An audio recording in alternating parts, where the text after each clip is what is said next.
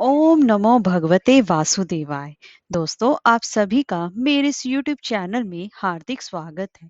हिंदू धर्म में एकादशी को सबसे ज्यादा महत्व दिया जाता है और एकादशी का व्रत साल में कुल 24 एकादशी रखी जाती हैं। लेकिन कई बार अधिक मास की वजह से 26 एकादशी पड़ जाती हैं। इस साल अधिक मास पड़ा था और यह महीने के कृष्ण पक्ष और शुक्ल पक्ष में 2 बार पड़ती हैं। हर एक एकादशी का सबसे ज्यादा महत्व माना जाता है और इन्हीं में से एक एकादशी है मोक्षदा एकादशी। मार्गशीर्ष मास की शुक्ल पक्ष की एकादशी को मोक्षदा एकादशी के नाम से जाना जाता है और इस एकादशी को काफी शुभ माना जाता है क्योंकि इसी दिन भगवान श्री कृष्ण जी ने कुरुक्षेत्र के युद्ध में अर्जुन को श्रीमद् भगवत गीता का ज्ञान दिया था। इसी कारण इस दिन को हम गीता जयंती के रूप में भी माना जाता है और इस एकादशी का व्रत रखने से साधकों के हर कष्टों से मुक्ति मिलती है और मृत्यु के बाद मोक्ष की प्राप्ति होती है। और दूसरी पौराणिक मान्यता है कि इस व्रत का पालन करने से अपने पितरों को मुक्ति और मोक्ष प्रदान किया जा सकता है। इसीलिए इस एकादशी का हिंदू धर्म में सबसे ज्यादा महत्व माना जाता है। तो दोस्तों, आज की हम इस वीडियो में बात करेंगे कि मोक्षदा एकादशी कब पड़ रही है और इसी के साथ साथ व्रत के पारण का समय क्या रहेगा, पूजा विधि और इसके महत्व के बारे में जानेंगे। तो चलिए वीडियो शुरू करते हैं। दोस्तों, अगर आपको हमारी ये वीडियो अच्छी लगी हो तो लाइक शेयर और सब्सक्राइब करना ना भूलें और कमेंट बॉक्स में हरिओम अवश्य लिखें। तो चलिए वीडियो शुरू करते हैं। दोस्तों, पंचांग के अनुसार मार्गशीर्ष मास के शुक्ल पक्ष की एकादशी तिथि जो कि 22 दिसंबर को सुबह 8:16 से प्रारंभ हो रही है और इसका समापन 23 दिसंबर सुबह 7:11 पर समाप्त हो रही है। तो दोस्तों, वैसे तो हमेशा हमें उदय तिथि के हिसाब से ही एकादशी का व्रत रखना चाहिए, लेकिन दोस्तों, जो लोग 22 दिसंबर को एकादशी सारा दिन पढ़ रही है तो वह दशमी युक्त एकादशी पढ़ रही है, यानी कि सुबह दशमी तिथि होगी और उसके बाद एकादशी तिथि लगेगी।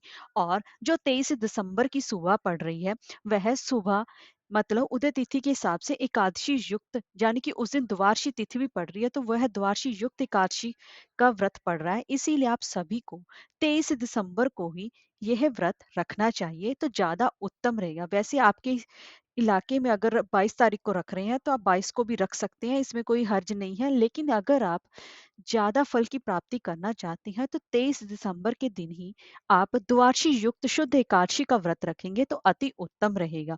और दोस्तों, एकादशी व्रत का नियम सबसे ज्यादा कठिन माने जाते हैं, तो इसलिए जितना इसका व्रत पूजा पाठ का महत्व है उतना ही यह महत्व पारण का भी है।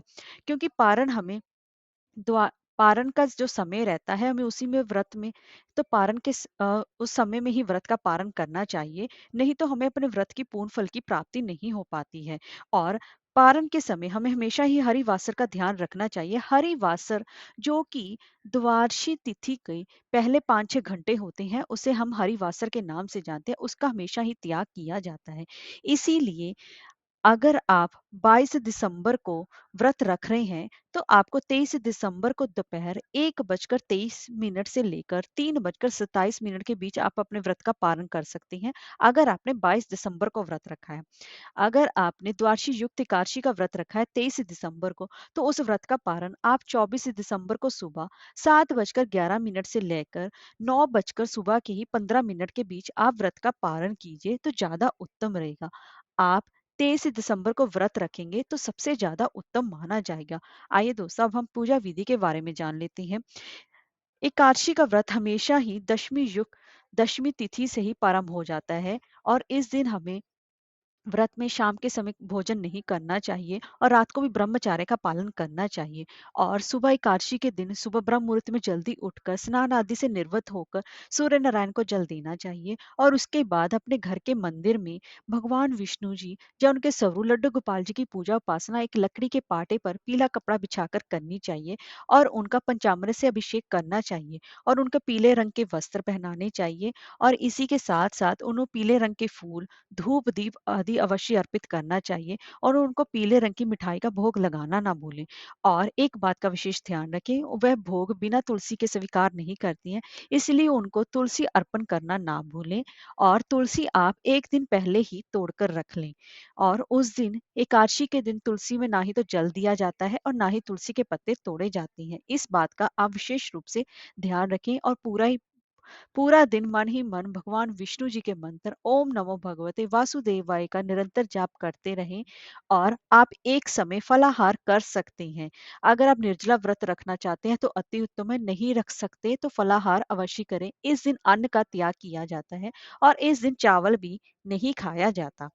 दोस्तों, इस एकादशी का सबसे ज़्यादा महत्व माना जाता है, क्योंकि मोक्षदा एकादशी के अपने नाम से ही जैसे कि पता है कि ये मोक्ष प्रदान करने वाली है। इसे पितृ दोष से मुक्ति दिलाने के लिए सबसे ज़्यादा उत्तम माना जाता है। और इस दिन भगवान श्री कृष्ण जी ने अर्जुन को गीता का उपदेश भी दिया था। इसी वजह से इस दिन गीता जयंती भी मनाई जाएगी, इसलिए इस दिन का सबसे ज़्यादा महत्व माना जाता है। भगवान विष्णु जी के स्वरूप इस दिन भगवान श्री कृष्ण जी की विधिवत पूजा करने से धन धान्य की बढ़ोतरी होती है और इसके साथ ही संतान की प्राप्ति भी होती है। और मरने के उपरांत बैकुंठ धाम के द्वार भी खुलते हैं, इसीलिए इस एकादशी का सबसे ज्यादा महत्व माना जाता है। हरे कृष्णा, राधे राधे।